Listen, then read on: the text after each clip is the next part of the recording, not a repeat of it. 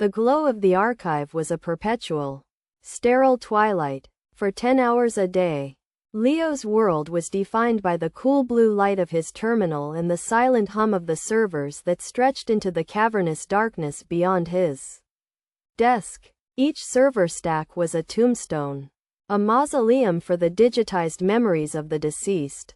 His job was that of a digital gravekeeper, a cataloger of ghosts. He sifted through the echoes of lives lived.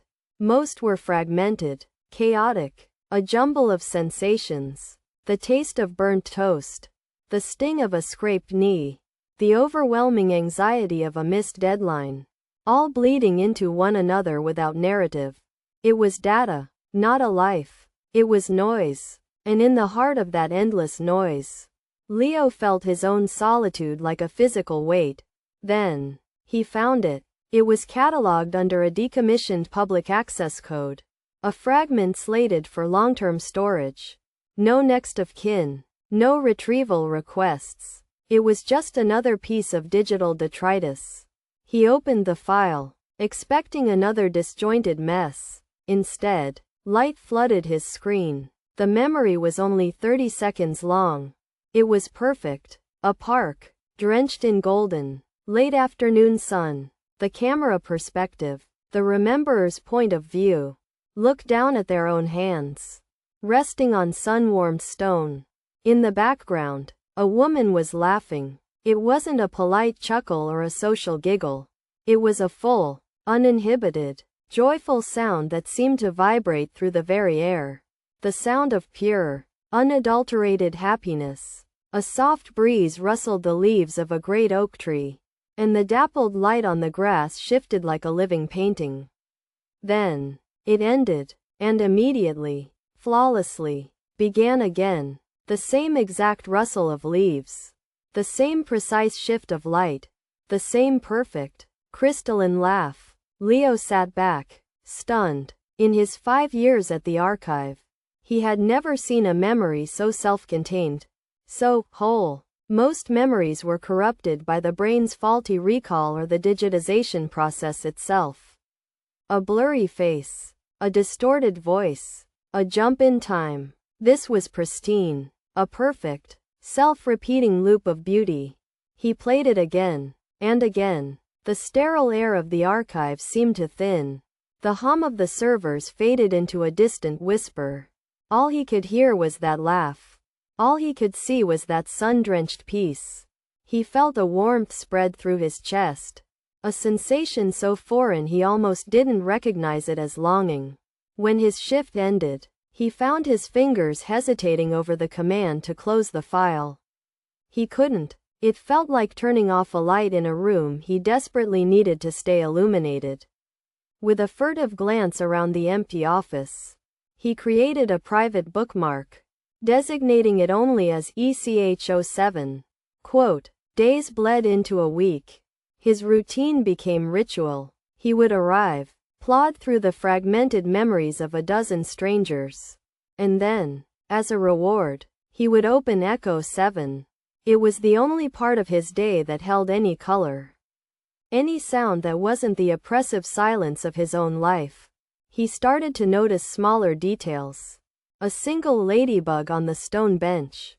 The specific way the light caught a strand of the woman's hair that fell into the frame. The faint scent of cut grass and damp earth that the olfactory sensors perfectly preserved. He became obsessed. One Tuesday, the compulsion overrode his professional caution.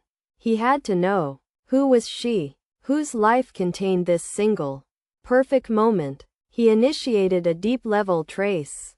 A flagrant violation of archive protocol. His fingers flew across the interface, pulling at the metadata threads woven into the memory's code. It was like entangling a spider's web in the dark. The public access code led to a dead end. A dummy account. He bypassed it, using an old administrative key he wasn't supposed to have. A name finally resolved on his screen. Stark and simple in white text. Alara Voss. His heart hammered against his ribs. He cross-referenced the name with the Public Citizen Registry. Her file was thin, a designer of synthetic ecosystems for corporate atriums. Date of birth, date of decommissioning, 6 months ago. No registered companions, no progeny. Address, a single occupancy module in the megacity's tertiary residential sector. A life, on paper, as solitary and unremarkable as his own. But she had this one, glorious, perfect memory. How could a life so quiet, so isolated, produce an echo so vibrant and full of connection? He needed to see the rest. He needed the context. With a dry mouth, he input a full data pull request for the entire Alara Voss collection. The system word processing her life, or at least the parts of it she had chosen to preserve, began to stream onto his secondary display. Dozens of memory files, all tagged and dated. He opened them at random, expecting to find more moments of joy, more laughter, more sun-drenched parks. He found nothing of the sort. The memories were gray. A view of a rain-streaked window from a small apartment. The silent, efficient consumption of a nutrient-paced meal. The monotonous view of a commute tube. The same faces every day, none of them meeting her gaze. Loneliness. A deep, profound, and echoing loneliness that mirrored his own so perfectly it was painful to witness. There were no other people in these memories. No friends. No family. No lover in a park. A cold dread began to pool in his stomach.